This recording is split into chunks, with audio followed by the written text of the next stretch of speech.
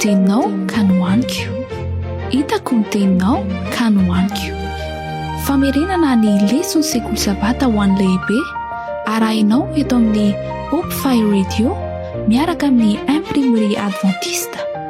Hitako ny teninao ka nohaniko, hitako ny teninao ka nohaniko.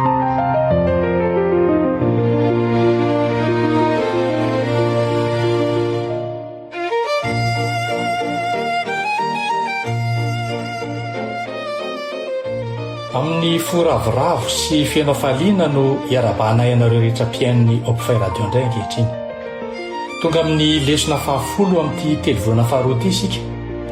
Midika izany fa manitsaka ny volana farany amin'ity telovolana ity sahady isika amin'izao fandalinana tena ilaina indrindra ho amin'ny fiainam-panahintsika izao.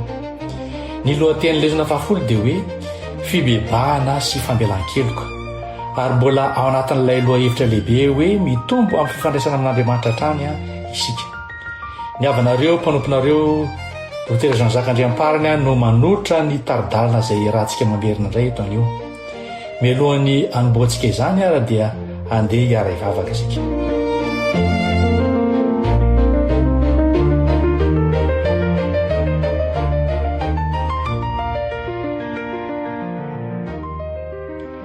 Irirainay masina ny an-danitra ao. Misaotra anao zahay noho ny andro anio izay amerenanay ty lesona sarobidy ity indray. Misaotra noho ny famindramponao sy ny fitahianao. Misaotra noho ny teninao izay mbola manazava ny lalanay. Tompo, fantatray fa mpanoty izahay.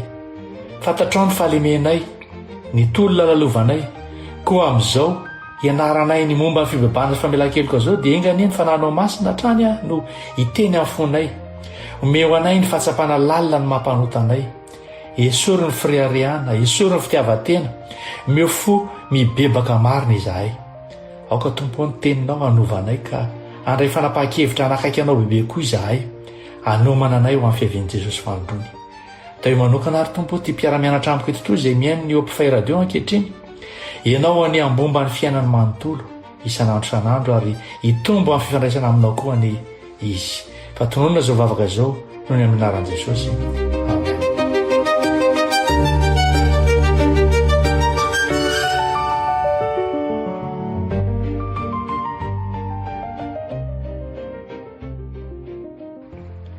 Ny andininy atao tsy anjery tamin'ity lesontsika ity dia hoe raha miaiky ny fahotantsika isika dia mahatoky sy marina izy ka mamela ny fahotantsika sy anadio antsika ho afaka amin'ny tsy famarinana rehetra. Jaona 1:2 ny andininy 9. Io andininy io no andininy ray amin'ireo teny mandrindra ao amin'ny Baiboly satria tsy milaza izy hoe angamba amela heloko Andriamanitra fa milaza kosa hoe mahatoky sy marina izy. Midika izany fa azo antoka, azo itokiana ary tsy mandainga Andriamanitra. Raha mibebaka marina isika dia mamela heloka marina izy. Tamin'ny taona 1910 dia nisy lehilahy anankiray tany Amerika antsoina hoe Stanley Tookies Williams. Mpanorona andehan'ny jiolahy maherisetra izy io. Nandritra ny taona maro dia niaina tao anatin'ny herisetra sy ny heloka behivavy izy. Niteraka fahafatesan'olona maro ny fiainany ary dia nogadraina mandra-pahafaty izy. Tao am-ponja nefa dia nisy zavatra niova. Nanomboka namaky Baiboly izy. Nandritra ny taona maro dia nibebaka lalina izy ka nanoratra boky nampitandrina tanora mba tsy hiditra amin'ny andehan'ny jiolahy sy ny fanaovana herisetra.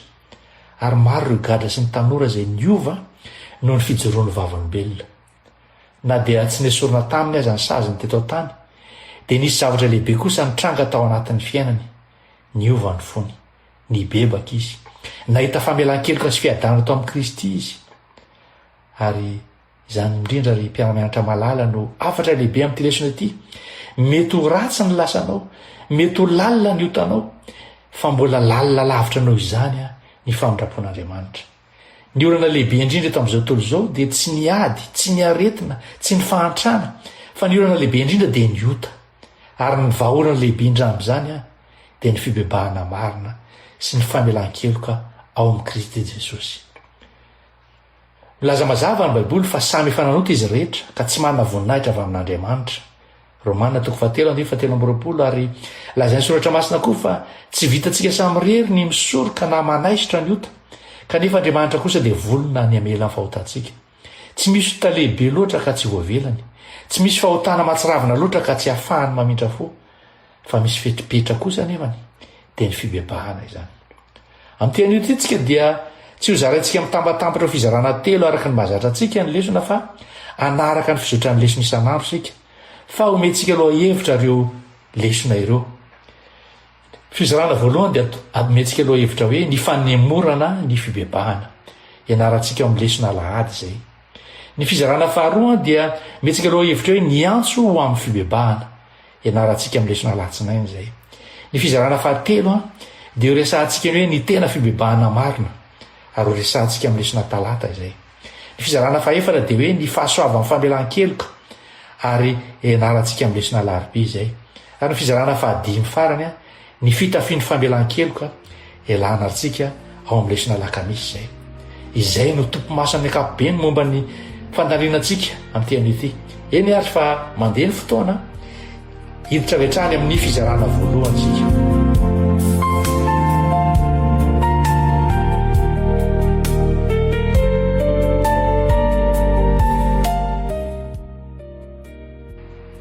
Fizarana voalohany amin'ny lesona dia mandinika indrindra ny lesona Alahady, ary ny lohahevitra izay omentsika an'izany dia hoe ny fanemorana ny fibebahana. Ny lohatenin'ny lesona moa dia hoe ny rotoroton'ny fiainana. Rehefa namaky an'io lohateny io lohatenin'ny lesona zany hoe rotoroton'ny fiainana dia nanontany tena hoe nahoana ary no nisafidy an'izany lohahevitra izany ny mpanoratra rehefa miresaka momba ny fibebahana. Rehefa mandinika lalina nefa isika dia hitantsika fa iray amin'ireo fitaovam-piadiana izay mahomby indrindra ampiasain'ny Satana amin'izao andro faran'izao ny rotoroto sy ny fanelingelenana. Matetika isika mieritreritra fa ny fahotana goavana no manalavitra ny olona amin'Andriamanitra, kanefa indraindray tsy ny fahotana goavana akory no mahavery ny olona anankiray fa ny zavatra izay madinika sy ny rotoroton'ny fiainana andavanandro. Ao amin'ny Luka 10:1-7 dia ahitantsika tantaran'ny Marta sy Maria. Tonga tao an-tranon'izy ireo Jesosy, fotoana izay tsy fahita firy zany. Ny mpamonjy izao tontolo izao mihitsy no tonga tao an-tranony, ary nisy fahafahana volamena hianoana ny tenin'Andriamanitra sy hianarana avy amin'ilay mpampianatra lehibe indrindra tamin'izay fotoana izay. Kanefa samihafa ny fanapahan-kevitra izy roa vavy reto. I Marta dia sahirana tamin'ny fanomanana rehetra izay tsy maintsy natao. Niazakazaka tetsy teroa izy nikarakara ny sakafo nikarakara vahiny nikarakara izay rehetra ilaina amin'ny fandraisana an'i Jesosy. Ary tsy hoe zavatra ratsy akory izany. Raha ny marina raha dia asa mendrika sy tena ilaina mihitsy izany nataon'ny Marta izany. Fa Maria kosa dia nipetraka teo tongotra Jesosy ny nataony ary niaino an'i Jesosy. Farany dia tsy nataty Marta ka hoy izy tamin'i Jesosy, Tompo, tsy mampaninona anao va raha avelan'ny rahavaviko anao ny raharary reto koa saivy manampy ahy izy. Ary dia namaly an'i Marta tampitiavany Jesosy hoe, Marta, Marta, maro ahina sy maro erehana ianao nefa zavatra iray aloha no ilaina, fa marino efa nifidiny anjara tsara izay tsy alaina aminy. Tadio tsara ry mpiara-mianatra malala fa tsy ny fanompoana no olana tamin'ny Marta, tsy ny asa no olana taminy, tsy ny fikarakarana vahiny no olana taminy, fa ny olana taminy dia izao hoe variana loatra izy. Ary Marta dia variana tamin'ny fanompoana be izy ny soratra masina. Izany teny hoe variana izany no fototry ny lesona eto. Tsy nilaza ny soratra masina hoe ratsy fanahy Marta, tsy nilaza ny soratra masina hoe tsy tian'i Jesosy izy, fa tsy nilaza koa hoe mpanota lehibe izy, fa nilaza fotsiny hoe variana izy. Ary indraindray dia izay mihitsy ny olana mahazo antsika. Tsy hoe tsy tian'Andriamanitra isika, tsy hoe tsy mpivavaka isika, tsy hoe tsy mamaky baiboly isika, fa variana. Variana amin'ny asa, variana amin'ny business, variana amin'ny vola, variana amin'ny Facebook, variana amin'ny TikTok, variana amin'ny telefona, variana amin'ny vaovao, variana amin'ny adi-tsaina, variana amin'ireo olana maro samihafa. Isan'andro san'andro ary dia very ilay zavatra tena ilaina indrindra dia ny fotoana iarahana amin'i Jesosy. Misy loza miafina ihany koa amin'ity tantaran'i Marta ity. Tsy nijanona ho variana fotsiny izy, fa ilay fanelingelenana dia niteraka fahasosorana tao aminy, ary ilay fahasosorana dia niteraka fanakianana, ary ilay fanakianana dia nitarika azy hanome tsiny an'i Maria, ary farany ara dia saika anymetosinan jesosy mihitsy izy rehefa nyteny hoe tompo tsy mampaninona anao va jere tsara ne zany ilay vehivavy tian' jesosy dia saika ny ampangan' jesosy noho izy very ilay fifandraisana taminy ary de toy izany ko ny ota rehefa avela itoetra ela ao am-po tsy manalavitra antsika mivavaka fotsiny izy tsy manalavitra antsika amin'ny baiboly fotsiny izy fa manova antsika tsikelikely ny fomba fijerentsika an'Andriamanitra mety anompoka ny tany tentsika hoe fa nahoan'Andriamanitra tsy mamaly vavaka fa nahoan'Andriamanitra mamelana ijaly fa nahoan'Andriamanitra nytao tsy miraharaha firy kanefa raha ny marina dia isika no miala tsikelikely teo tonkony ry mpiara-mianatra malala ao amin'ny tontolo iainantsika ankehitriny dia mora kokoa ny hatramin'izay ny hoe mahavariana antsika mifomaraintsika dia telefona ny voaraisina voalohany jerena voalohany ary mandritra ny andro dia notification amin'izany telefona zany no maneno ny alina dia reraka loatra ka tsy manam-potoana ivavahana ary rehefa miantso antsika ibebaka ny fanahy masina dia miteny satana hoe rapitso mbola manana fotoana ianao rapitso e mbola tanorana ianao zao e mbola tsy zao ny fotoana e kanefa ry mpiara-mianatra malala tadio fa betsaka ny olona zay niditra tao am-pasana ny hevitra fa mbola manana fotoana nisy mpanaromory fianamaridina anankiray zay natsikaritra jiro menamena teo amin'ny tableau de borne ary de nifaritoka tamin'io olana kely io izy sy ny ekipany niezaka namahan zany olana izany tao amin'ilay tableau kanefa teo mpanaovana zany rehetrarehetra any dia tsy tsikaritra izy ireo fa nynidina tsikelikely ny avin'ilay fiaramanidina ary dia vetivety dia nidona tamin'ny tendrombohitra ilay fiaramanidina tsy ilay jiromena ny namono azy ireo fa ny fifantohana tamin'ny zavatra madinika ka nanadinoana ny tena zava-dehibe ary dia toy izany koa ny fianara-panahy maro ny olona izay very noho ny tsy hoe noho ny fahotana lehibe indrindra izay nataony fa noho ny zavatra madinika izay nandany ny sainy isan'andro anandro mandra-pahalavony nanda an'Andriamanitra eritreretany koa farao imbetsaka ny Andriamanitra noho ny antso amin'ny farao ibebaka isaka ny loza tonga dia nisy fahafahana mba hahafahan'ny farao ibebaka kanefa hoy foana izy hoe rapitso mbola tsy zao rehefa vita ty lozy ty ary dia nanda imbetsaka izy ka noho ny farana izy dia voalaza fa ny amafy tanteraka ny fon'ny farao tsy very izy satria hoe tsy nahazo fahazavana fa very izy satria nanembotra n'ilay fibebahana fanambaran'ny mpanompovavan'ny tompo ao amin'ny boky anankiray izay nisoratany dia hoe ny tena lahelo indrindra no ny ota dia vokatry ny asan'ny fanahy masina ny fanahy dia mampiseho ny tsy fakasitrahana sy ny tsy fitiavan'ny fo izay nandratra ny mpamonjy ary koa izy hoe tsy misy zavatra atahoran'ny satana tahaka ny fahitany vaoaka an'Andriamanitra ny sakana rehetra ao amin'ny fiainany ka analana izany mba ahafahan'ny tompo miasa ao am-pony Revue d'Herald roambiroapolo martsa 7:20 ry havana malala mety tsy misy hoe sandry volamena ao tokantranontsika mety tsy misy fahotana lehibe izay hitan'ny olona amin'ny fiainantsika kanefa misy fanontaniana izay tokony hapetraka amin'ny tenantsika hoe inona ny maka ny toeran'i Jesosy eo am-poko ankehitriny inona ny mandany ny fotoanako inona no misarika ny saiko bebe koa no ny tenin'Andriamanitra inona ny mahatonga tsy hanam-potoana ivavahana satria izay maka ny toeran'i Kristy dia mety ho lasa sambontsika kanefa dia misy fanontaniana anankiray lehibe izay mipetraka eto raha ty ota ny fovoajanahary ary raha mora variana amin'ny zava-reto an-tanysika dia iza no ampatsiahy antsika fa mila miverina amin'Andriamanitra isika iza no mampiseho amintsika ny tena toetrantsika iza no mitarika antsika amin'ny hazo fijaliana ary izany indrindra no ianarantsika indray amin'ny fizarana faharoa dia ny lesona latsinainy zany ary ny loha hevitra hitondrantsika an'izany dia hoe ny antso ho amin'ny fibebahana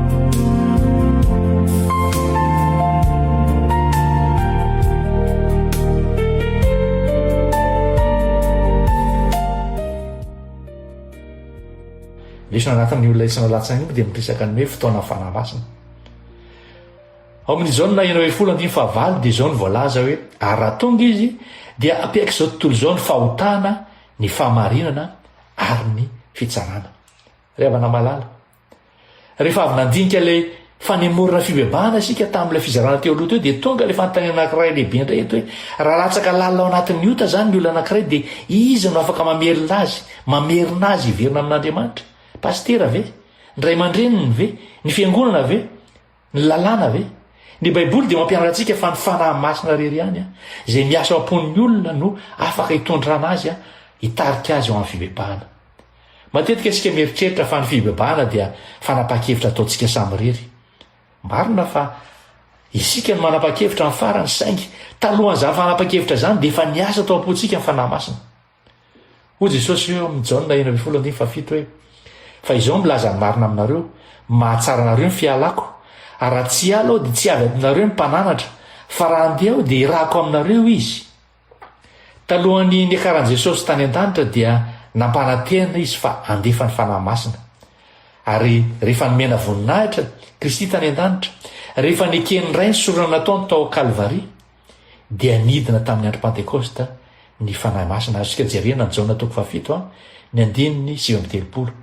Tsy tonga fotsiny izy mba ampionona ny mpino, fa tonga ny fanahy masina mba anateraka iraka lehibe anankitelo dia ny hoe apiaiky ny olona ny amin'ny fahotana, apaiky ny olona amin'ny amin'ny fahamarinana ary apaiky ny olona ny amin'ny fitsarana. Resantsika ireo toetra telo lehibe zay anana fanahy masina ireo.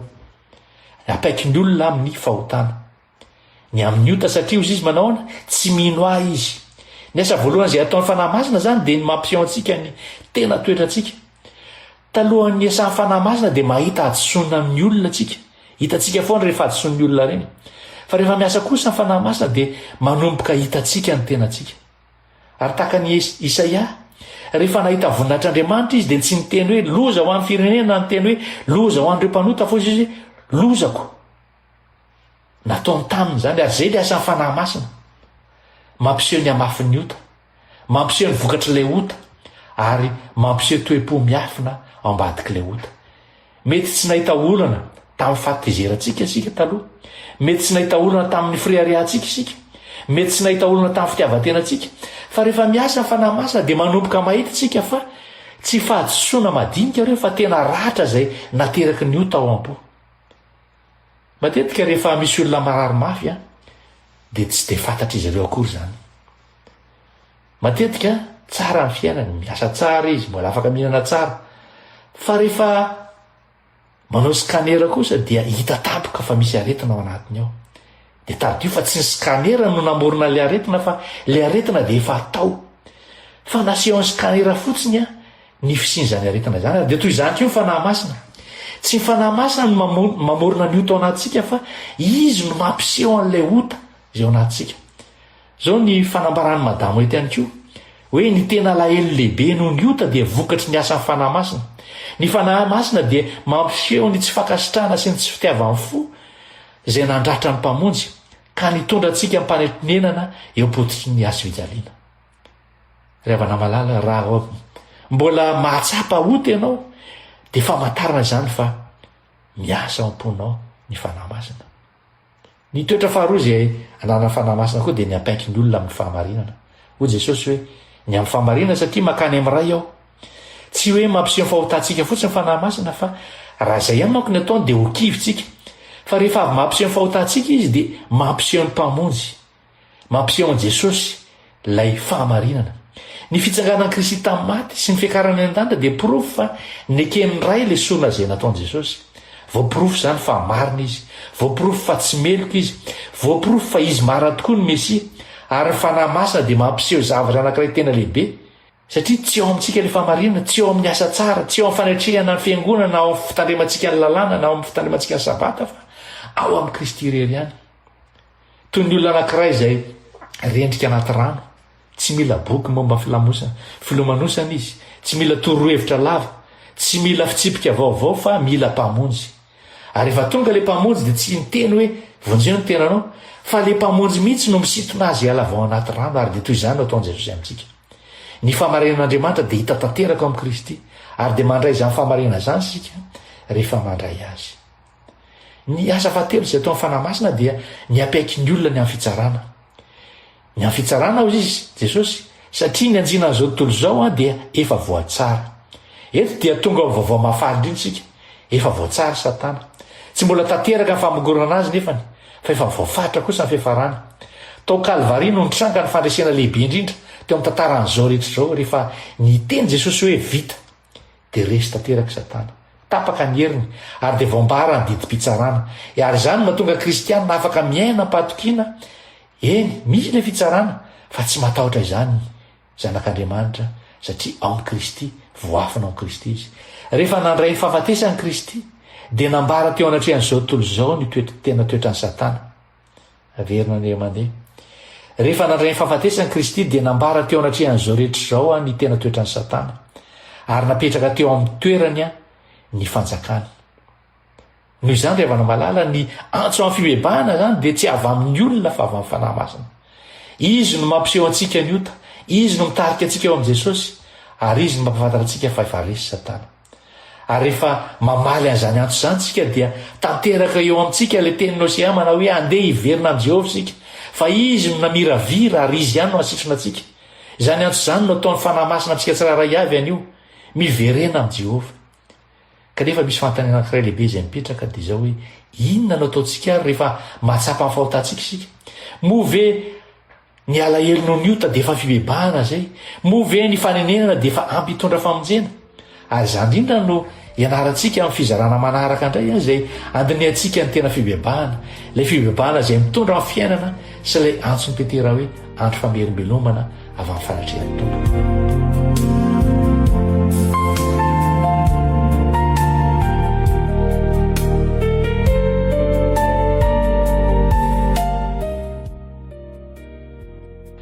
fizarana fahatelo de hoe le tena fibebahana marina ndraytsika teo amin'ny lesona talata izay de vakitsika amin'ny asana apôstôly toko fahatelo andiny fahavalo ambin'ny folo ka hatramin'ny fahasivy ambin'ny folo fa izany no natanteran'Andriamanitra ny zavatra nampilazain'ny mpaminany rehetra raha teo fa iretan'ny Kristiny ko mibebah ianareo ka miverena aminona ny fahotanareo mba ho avy zay andro famerim-belomana avy amin'ny fanatrehan'ny tompo tena andin'ny lalina ty ry havana ao amin'ny andin'ny fahinany valo ambin'ny folo dia mampatsiahantsika Petera fa tsy kisendrakitsendra akory ny nafatezan'i Jesosy tsy hoe loza-pifamoivozana ara-tantara tany Kalvari zany tsy hoe tsy fahombiazany drafitr'Andriamanitra zany azo fijaliana zany fa izany indrindra ny tena foibe ny drafi-pamonjena foibe ny planin'Andriamanitra mba hamonjena antsika hatramin'ny andohan'izao tontolo zao dia efa fantatr'Andriamanitra fa ho lavo ny olombelona ary talohany namorona zao tontolo zao dia efa vonona ny anomeny ainy lay zanany lahy tokana ary zany no antony izany Paoly an Jesosy hoe lay zanak'ondry zay vaovona hatramin'ny nandrenina zao tontolo zao rehefa mijery ny azo fijaliana isika dia tsy tokony hahita fahafatesana fotsiny fa tokony hahita fitiavana tokony hahita famondram-po tokony hahita ny alehibe ny vidin'ny famonjena antsika satria tsy nisy zavatra mora tamin'ny famonjena antsika fa nalohan'i Kristy tamin'ny rano izany ary rehefa takatsika zay dia manomboka mahatakaratsika ny tena hoe dika fibebahana marina inona ary moa zany hoe ny atao hoe fibebahana maro ny olona mihevitra fa ny fibebahana dia mitovy amin'ny alahelo nefa tsy marina zany misy olona indray maro malahelo nefa tsy mibebaka jereo ohatra Jodasy nalahelo izy nanenina izy namerina ny vola azy izy kanefa very izy jereo ihany koa Petera nitomany mafy izy torotoro ny fony nivera teo am' Jesosy izy ary voavonjy izy inona ary mahasay mihafa an'izy roa lahy reo ny iray nalahelo no nivokatry lay ota ny anankiray kosa nalahelo satria nandratra ny fony mpamonjy ary zay ny tena fibebahana marina tsy alahelo noho ny sazy fa alahelo noho ny ota tsy tahotra ny afo be fa fitiavana an' Jesosy ny tena fibebahana dia tsy inona fa alahelo noho ny ota sy fialana amin'izany ny tena alahelo noho ny ota dia vokatry izany asa fanahy masina izany midika izany fa rehefa torotoro ny fotsika noho ny fahotantsika dia efa miaty miasa ao anatintsika ao ny fanahy masina inona indray ilay hoe andro famerim-belomana zay lazain'ny Petera fa hoe ho avy ny andro famerim-belomana avy amin'ny fanatrehan'ny tompo teny mahafinaritra zany ao amin'ny teny grikany hoe refreshinina dia manome ny hevitry ny hoe fanavaozana fitsaharana famerena aina fampaherezana famerim-belomana maro ny olona zay miaina ao anatin'ny fahotana no reraka mitondra vesatra reraka miafina reraka mitondra fanamelohana reraka manafina ota reraka miady rery ary deo Petera hoe rehefa mibebaka marina ianao dia misy andro famerim-belomana avy amin'ny tompo tsy hoe esorina le fahotana fotsiny fa avaozina le fo averina le fiadanana averina le fifaliana averina le fanantenana averina le fifandraisana amin'Andriamanitra nisy lehilahy anankiray izay nitondra kitapo mavesatra teo an-damosiny nandritra ny dia lavitra zay nalehany nandeha kilometra maro izy narara ny sorony narara ny lamosiny. Rehefa tonga teo amin'ny toerana nahitany fitsaharana izy dia zao ny nagaga nitsangana izy nakaina nefa dia mbola lanjainy teo amin'ny sorony ihany ilay kitapo. Dia nantany azy le olona teo akaiky teo hoe nahoana ny mbola mitondra ny kitapo io ihany ianao fa efa makaina amin'ny joro eto. Dia ozy efa zatra aho afaka apetraka ao ane izy io esoa le kitapo dia apetrao. Teo aho zay voatsapan'leranga hoe tena navesatra tokoa kay le kitapo. Ary dia maro ny olona zay miaina toy izany ry mpiara-mianatra malala, mitondra vesatra ny ota, mitondra vesatra ny fahadosoana teo aloha, mitondra vesatra ny fanamelohana. Nefa ho Jesosy hoe makanisa ty amiko anareo rehetra zay miasa fatratra sy mavesatra entana fa izao no anome anareo fitsarana ary zay lay hoe andro famelombelomana. Ao amin'ny Asan'ny Apôstôly toko 1:9 koa dia ory mpino tamin'ny voalohany hoe efa nomen'Andriamanitra ny Jetrisa koa ny fibebahana mba azahoana fiainana. Ary tena mahafinaritra zany tamin'izay fotoan'izay dia nihevitra manko ny maro fa ny Jiosy ihany no vahoakan'Andriamanitra. Fa tampoka teo dia hitan'izy ireo fa ny fahasoavana dia lehibe lavitra no mifetra amin'ny fisainan'olombelona. Ny fibebahana dia tsy ho an'ny Jiosy ihany, tsy ho an'ny Advantista ihany, tsy ho an'ny olona tsara fanahy ihany, tsy ho an'ny olona manakaja ihany, tsy ho an'ny fa ho an'ny olona rehetrarehetra, na iza na ianao, na iza dia natao anao zany fibebahana. Ary dia mbola misokatra varavara fahasoavana ankehitriny. Ary zany no mahatonga antsika tsy hijery ny lasa fa hijery an'i Kristy. Satria ny fibebahana marina dia tsy mitarika antsika hifantoka amin'ny fahadosoantsika fotsiny, fa mitarika antsika hijery ny mpamonjy. Tsy hoe ratsy loatra aho fa hoe lehibe loatra ny fahasoavan'Andriamanitra. Tsy hoe tsy misy fanantenana intsony aho fa hoe misy mpamonjy zay afaka navitra. Mpiara-mianatra malala, ny fibebahana marina dia tsy fitaomana fotsiny, tsy fanenena fotsiny zany, tsy tahotra sazy fotsiny, fa fiobam-po tanteraka, fiverenana amin'Andriamanitra, fiovana lalana, fialana amin'ny ota zay natao teo aloha fa fandraisana an'i Kristy kosa ankehitriny. Ary rehefa mitranga zany dia tonga ilay andro famelombelomana avy amin'ny tompo. Kanefa misy fanontaniana zay mbola mipetraka indray ankehitriny hoe ahoana ary no ahafahan'Andriamanitra mamela heloka ampanota anankiray nefa mbola mitoetra ho Andriamanitra marina sy masina? Inona ny fototsy ny famelan-keloka? Inona ny mahatonga fahasoavana ho ampy ho an'ny mpanota rehetra? Ary zany indrindra no ianarantsika eo amin'ny fizarana faefatra amin'izao lesona izao.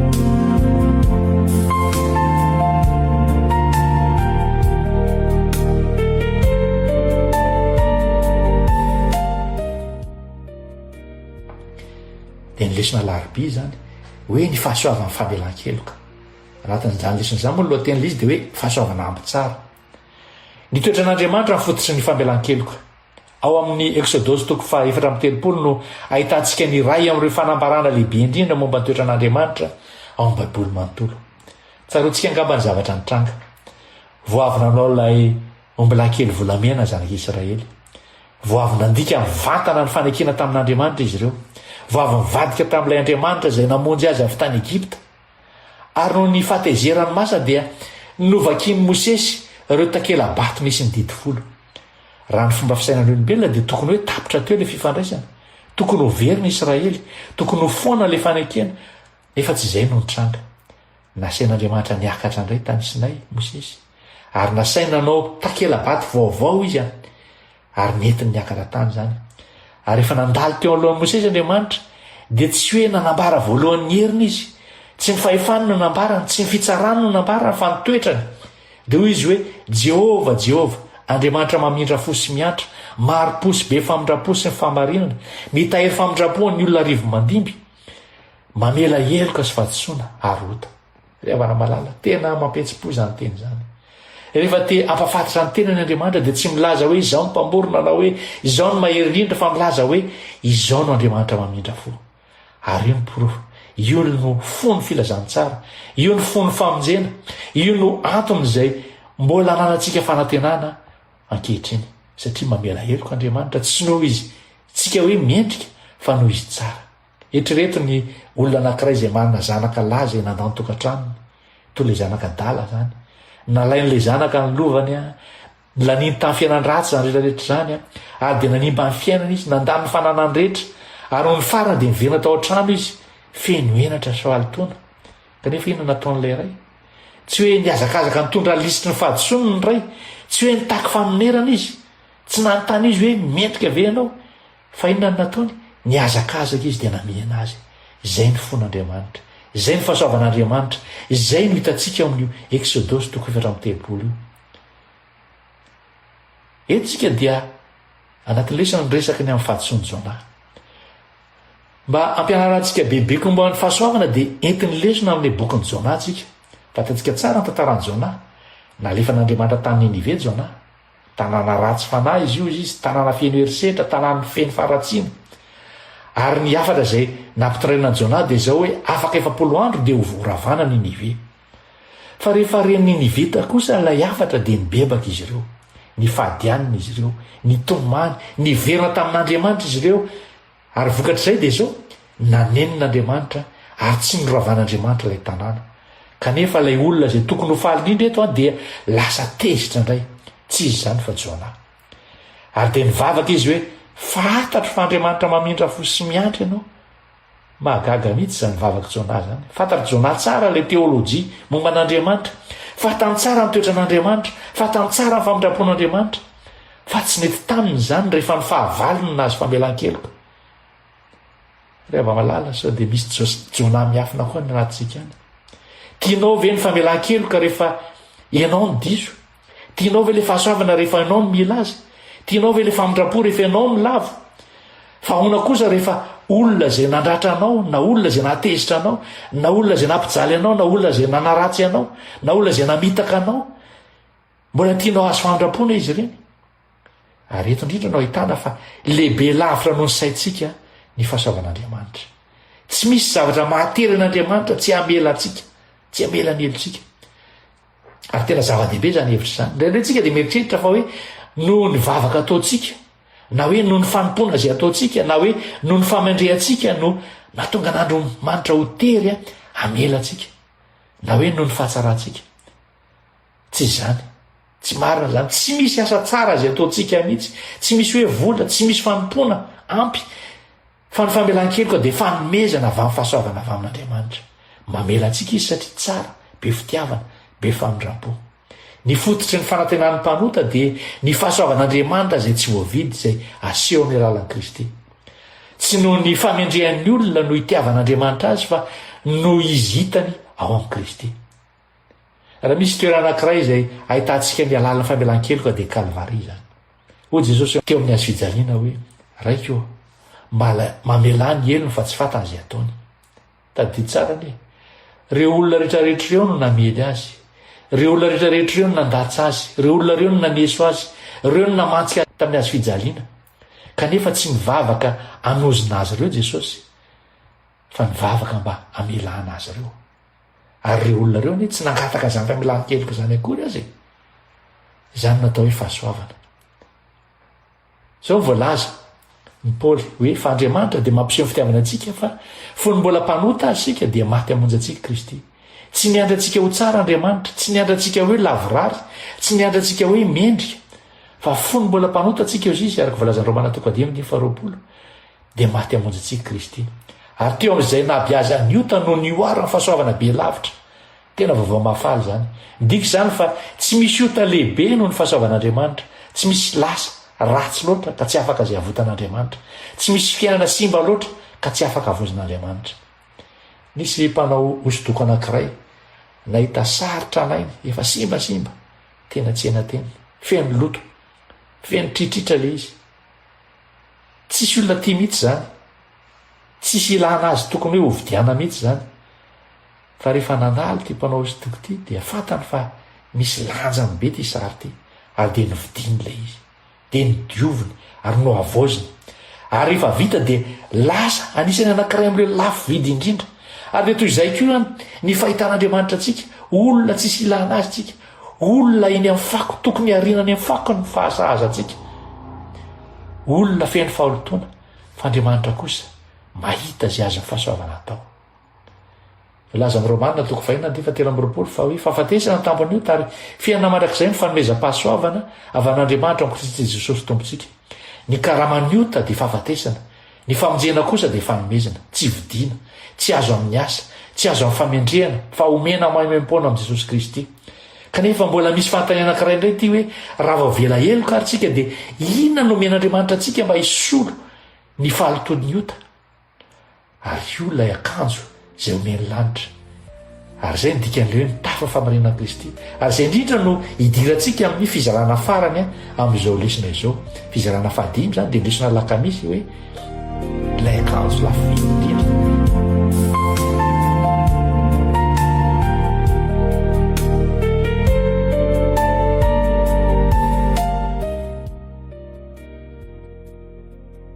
loha tenazany fizarana fahadimy zany moa loha hevitra dia hoe ny fitafiany famelan-keloka ao amin'io matoko faharoambiroapolo io dia ahitantsika ilay fanoharana nataon'i Jesosy ty amin'ilay fampakaram-bady hoy izy hoe ny fanjakana lanitra dia tahaka ny mpanjaka anankiray izay nanao fanasana fampakaram-bady ho any zanany lahy tsy fanasana tsotra zany fa fampakaram-bady ny zanaky ny mpanjaka fotoana lehibe indrindra teo amin'ny fanjakana zany ary nandefa ny mpanompo ilay mpanjaka mba hiantso andreo olona nasaina rehetrarehetra kanefa dia nahoana ny zavatra an'seo no lavin'ireo nasaina rehetra le fanasana ny sasany hoe mbola ho any-tsaza mbola misy raharaha mbola ho alehako hoe ny sasany ara dia novonoany mihitsy ilay iraky ny mpanjaka ary tena nampalahelo ny zavatra nitranga satria maneho ny zavatra nitranga sy mbola nitranga ankehitriny koa zany maro ny olona izay tsy mandà an'Andriamanitra amin'ny vavany tsy miteny hoe tsy mila an'Andriamanitra aho fa mandà azy amin'ny fomba hafa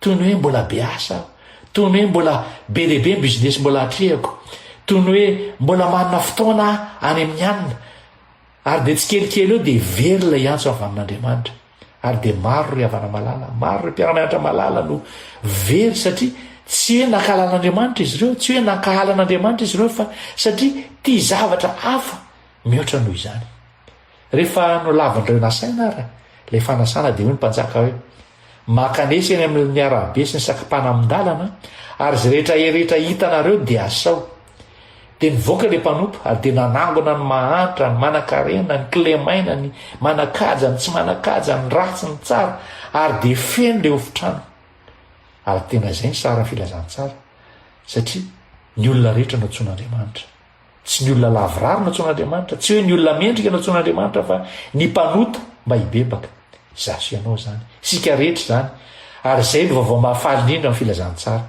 fa teo dia nisy ny olana rehefa niditra nijery an'ireo vahiny ary ilay mpanjaka dia nahita lehilahy anankiray izay tsy mitafy akanjo fampakaram-bady dia hoy izy ry Sakaiza ahoana no hidiranao eto nefa tsy manao fitafiana fampakaram-bady ianao ary io voalaza amin'ny baiboly hoe dia sina izy tsy nahateny izy tsy nanan-kelana izy tsy afaka niaro-tena izy tsy afaka nanazava ny tenana izy satria nahoana satria tsy hoe tsy nomena azy ilay akanjo fa nandahan'ilay akanjo izy ary izay ilay fototsy ny olana ny tsy fananana sy ny fandavana an'ilay akanjo ao amin'ny baiboly ilay akanjo fampakaram-bady dia tandindro ny famarinana Kristy tamin'ny andron'i Jesosy dia matetika ny mpanjaka no manome azy any akanjo zany ho an'ny vahiny amin'ny lanonana lehibe midika izany fa samy nomena fanomezana mitovy avokoa ny olona rehetrarehetra ilay akanjo zany tsy nisy hoe tsara kokoa ka omena karazana akanjo ohatr'izao tsy nisy hoe ambony kokoa ka mena an'izao tsy nisy hoe nahazo tombony kokoa fa samy nomena maimaimpona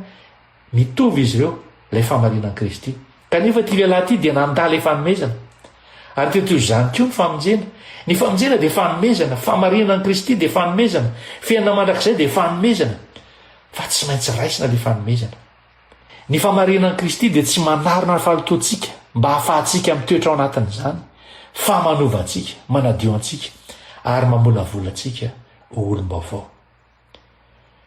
tadio tsara ny zavatra nitranga tany Adena fa izay rehefa nanota Damasieva dia natsapa izy ireo fa nitanjaka ary dinona nataony nanjaitra ravinavy avy izy ireo fitafiana ary izay no ezaka voalohan'ny olombelona mba hamonjen'ny tenany ary hatramin'izao ary dia mbola zany no ataon'ny olona miezaka manarina fahotany amin'ny fahaizany amin'ny volany amin'ny asa tsara izay ataony amin'ny fivavahany amin'ny anarana tsara izay hoentiny amin'ny toerana misy azy eo am-piangonana kanefa tsy ampy izany nitanjaka sy menatra izy ireo ka niezaka izay nanolo ny fitafiany izay fitafiana avy any an-danitra tamin'ny fanjairana ravinavy avy ho fitafiana ary dia izao ny voalaza ny mpanompo vavan'ny tompo hoe ny any fitafiana afaka mampafantara antsika ho mendrika iseho an'Andriamanitra dia ny fitafiany famarinana Kristy tamin'ny taona 1920 dia nisy lehilahy anankiray izay voaheloka igadra tany Angletera. Ary dia nandritra ny taona maro dia niaina tao anatin'ny henatra sy ny fanamelohana izy. Ary dia indray andro dia nitsidika azy mpitandrina anankiray. Dia hoy ilay voavonjy hoe fantatro fa mamela heloka Andriamanitra pastery, fa tsy afaka mamela anahy kosa izy. Dia namaly ilay mpitandrina. Raha efa nesorin'i Kristy teo amin'ny hazofijaliana fahotanao, nahoana ianao no mbola mitondra vesatra izay efa nentiny? Dia nangina ilay lehilahy. Ary tataoriana dia hoy izy hoe ny zavatra tsarotra indrindra tamiko dia tsy ninino fa hoe misy Andriamanitra, fa ninino fa hoe afaka manaiky ahy izy. Ry havana malala, maro amintsika koa mbola tahaka izany ankehitriny. Mino sika fa afaka mamela heloka Andriamanitra, fa sarotra antsika kosa ny mino fa tena mandray antsika tanteraka izy. Kanefa izany indrindra nambara filazantsara. Mety misy amintsika angamba izay mino ankehitriny mitondra vesatra efa taonany maro. Mety misy otamiafinao, mety misy ratra izay tsy mbola sitranao, mety misy fahadisoana izay mbola manenjika ny saina any. Eno ny afatr'Andriamanitra ny hoe tsy miantso anao anarina ny tenanao izy, fa miantso anao mba hamonjy anao, hamonjy ny tenanao, miantso anao handray ilay akanjo izay nomeny mpanjaka, ilay akanjo izay nividiana tamin'ny rany Kristy, ilay akanjo izay tsy misy pentona, ilay akanjo izay mendrika ny lanitra. Ary raiso izany famelan-keloka izany. Raiso anao an'io ny fahasoavan'i Kristy. Raiso anao an'io ny famarinan'i Kristy. Fa izay rehetra manatona azy dia tsy mba ho lavina mihitsy. Ary amin'ny andro izay hojoritsika eo anatrehan'Andriamanitra dia tsy ny fahotantsika no hitan'Andriamanitra amin'izay fotoana izay, fa ilay famarinan'i Kristy. Talohan'ny nahafatesan'ilay evanjelistra malaza Dwight Moody dia nisy nanontany azy hoe ahoana no ahafantaranao fa voavonjy ianao? Tsy namaly izy hoe satria efa nitory-tena sy ny taona maro aho. Tsy namaly koa izy hoe satria maro ny olona izay efa nitarihako amin'i Kristy. Tsy namaly koa izy hoe satria izaho olona tsara. Fa hoy izy hoe ny fanantenako tokana dia amin'ny raha izay nalatsaky Jesosy. Izany ny fanantenan'i Kristy. Tsy ny asantsika, tsy ny famendrehantsika, tsy ny toetrantsika, fa Kristy irery ihany. Dia izay indray ary andresitsika tamin'ity anio ity. Misaotratsika rehetra nanaraka hatramin'ny farany an'izany lesona izany. Eto am-pamaranana dia manasa anao hiaraka hivavaka amiko amin'izao fotoana izao.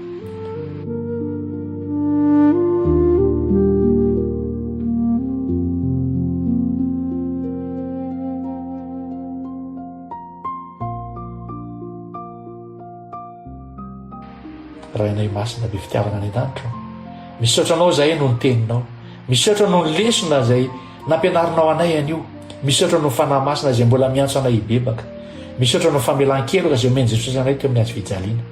Tompo, raha misy vesatra izay mbola entinay, ampio zahay ametraka izany eo am-pototry ny hazofijaliana. Meo anay Tompo ny fomba mibebaka, meo anay ny finoana izay andraisana ny fahasoavanao, ary ampitafio ny famarinanao zay Jesosy, mba ho vonona amin'ilay andro isehonao tsy ho ela eny amin'ny rahalanitra. Ary taio ary ny mpiaino izao radio izao, taio ny ankonany rehetra, taio ny fiangonany, ary taio izay rehetrarehetra mba androso isan'andro san'andro miaraka aminao, mandrapatonga n'ilay andro izay ionanay aminao amboninahitra. Fa amin'ny anaran'i Jesosy no ankatahako izany vavaka izany. Amen.